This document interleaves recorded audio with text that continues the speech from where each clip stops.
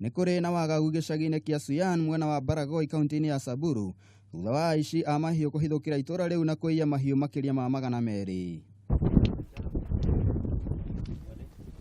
Ũhoro ũyũ nĩ wĩkĩrĩtwo mũkonde nĩ mũtabania wa gikundi kia mutharaba mutune mwena ucio Charles Onyango, akiuga kũrĩ na andũ erĩ marakuire hĩndĩ ya itharikira rĩu na angĩ ana marahonia nguraro cia rithathi thĩinĩ wa thibitari ya Mararal. Tumepoteza watu wawili, tumepoteza ng'ombe zaidi ya 1500, tumepoteza mbuzi zaidi ya 1300.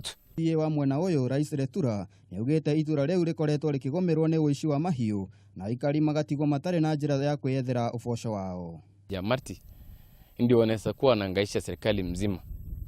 Shida ni kwamba wakati vile kijiji yote inafahamiwa, askari wetu wanatuambia sisi hatuwezi kutoka usiku.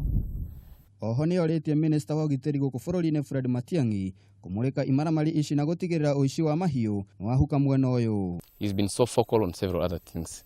He should also be focal on things that are dealing with the livestock. Livestock is the backbone of Samburu community. Governor Moses Kulal, mũmbunge Aloisa Ntoimaga hamwe na Senator Stephen Lelemwegwe nĩ mamenereirie ũici ũyũ kũrĩa maugĩte thirikari no nginya ĩrũme na gũtigĩrĩra nĩ manyita ekwĩrwo acio.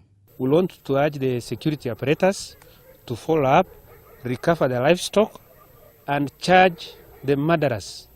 We've just lost 2 lives of innocent young people. Ũici wa mahiũ nĩ ũtigĩte aikari aya na thĩna mũnene thutha wa tharĩkĩra ici kuongereka. Ngeribotera Kameme TV, rĩtwa rĩakwa nĩ Njamba Njethĩ wa Irobi wa Gatuma.